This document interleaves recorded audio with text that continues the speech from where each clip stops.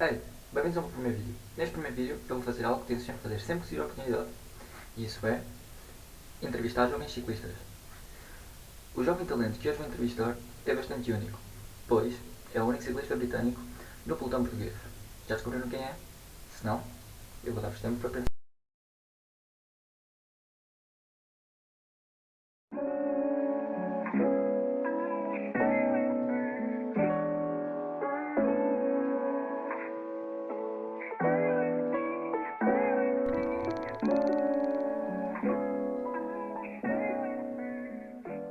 So today I'm here with Ash Conning.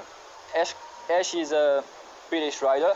He is 21 years old and rides for Tavfer Meansidot Mortágua. I will start the interview now. May I ask? Of course, yeah.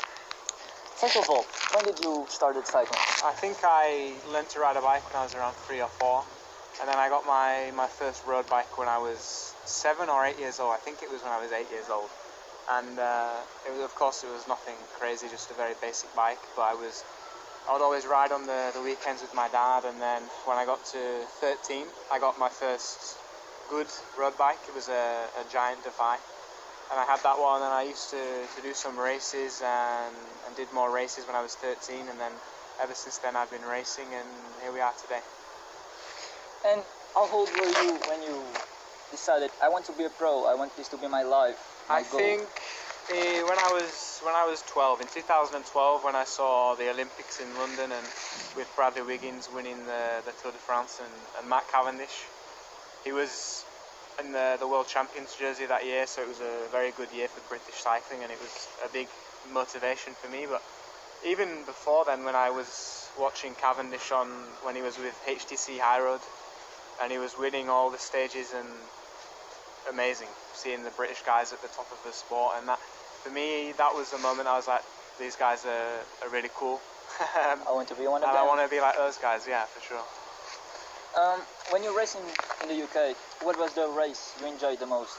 The one I enjoyed the most was the last one that I won. It was a race very near to my house in Kirby Misperton, and all week before the race I was riding the course, and I did a race before on the course, so I knew what to expect. And before the race started, I was like, okay, today I need to win the race.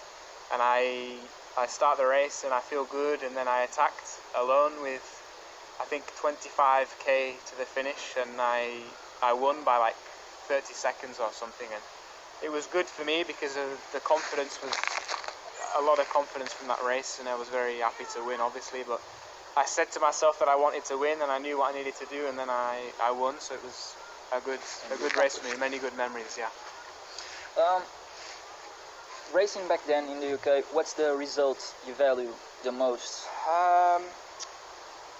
One of the junior national series in Scarborough, again near my house, I was 20th in the national series, so it was a result that I really worked hard for at the time, because I was a first year junior as well, and I really wanted to do well in that race, and I spent a lot of months working very hard with school and everything for that race and to be in good shape, and I worked very hard, and I got a good result, the result I wanted. I wanted a top 20, and I was 20th, so I was happy. It was a really, really tough course, and for me that was one of my best results, I think, in the UK, yeah.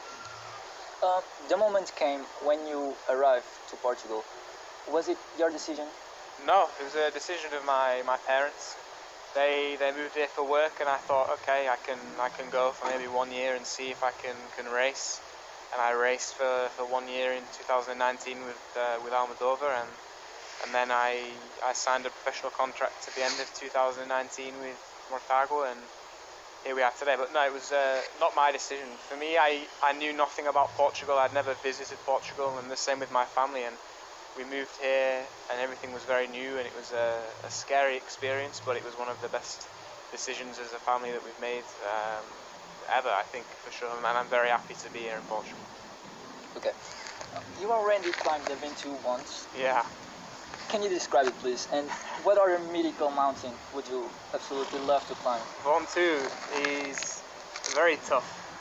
The gradient is very continuous. There's nowhere to rest or anything, just constantly up.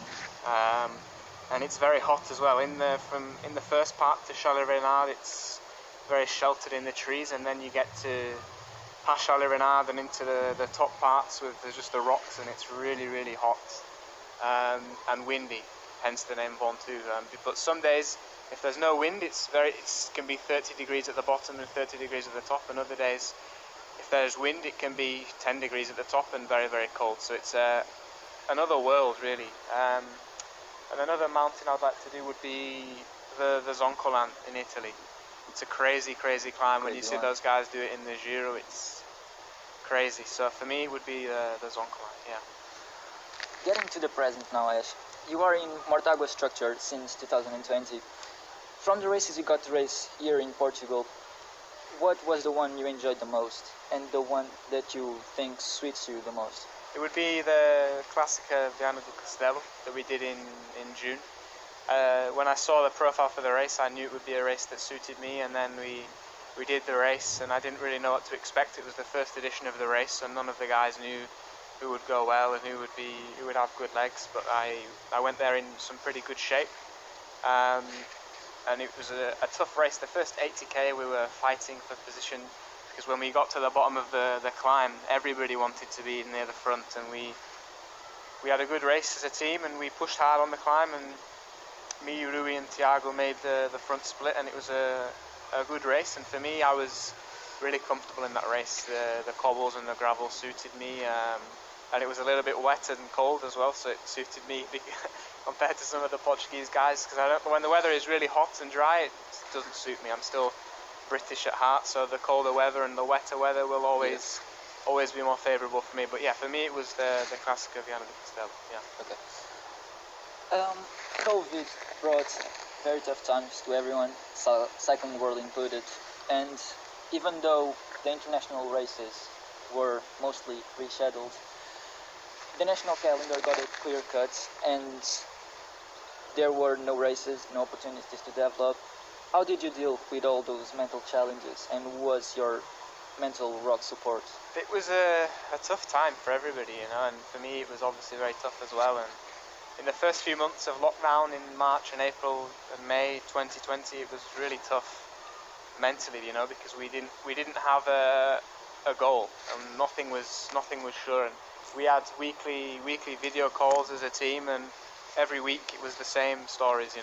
We have no races, no nothing, and just keep training. And it got to the point where the staff was saying, we need to maybe take a holiday, maybe 1 or 2 weeks easy, because we can't be increasing the fitness all the time if we don't know when the next race will be. So it was tricky to measure the fitness and to keep motivated, but I have very, very good support with me. I mean, my coach and manager, Sevidos Cycling, they were amazing last year, and this year they've been amazing as well, and all the support that I need and advice and guidance they give me, and my family and my girlfriend as well. I could not ask for better support.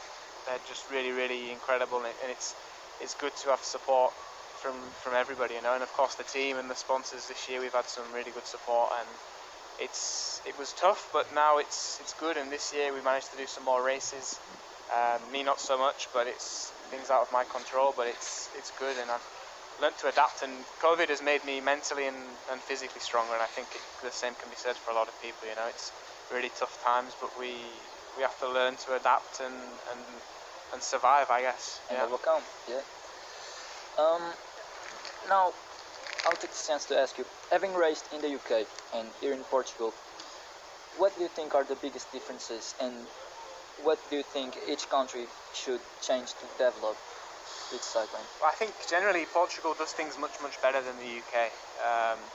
And I think the same can be said with a lot of places in Europe. The UK lacks the infrastructure, and Portugal is very, very good at organising races, and every race I go to here, whether it's a really big one or a small one, it feels the same, and they organise things very, very well, and it's good. The structure is good, and the federation does a good job, and the UK could learn from a lot of things and that the Portuguese federation does. But of course the UK is still really good, and it provides good opportunities, of course, but Portugal would be my favourite place to race, and Portuguese Portuguese cycling do a good job. Yeah. Now, just a bonus question. What is your favorite word in Portuguese?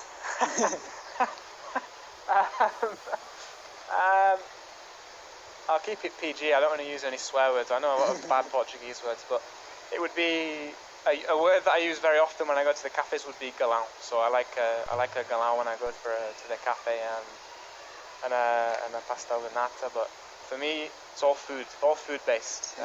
But yeah, I like a lot of Portuguese words. The Portuguese language is very good, very good. But yeah. Thanks, Ash. No problem. I'm really glad you let me interview you. You are a really nice person and a really talented rider. So I hope you sort your future out and get to race more. Thank you very much for coming today. Thank you for the interview. You're welcome.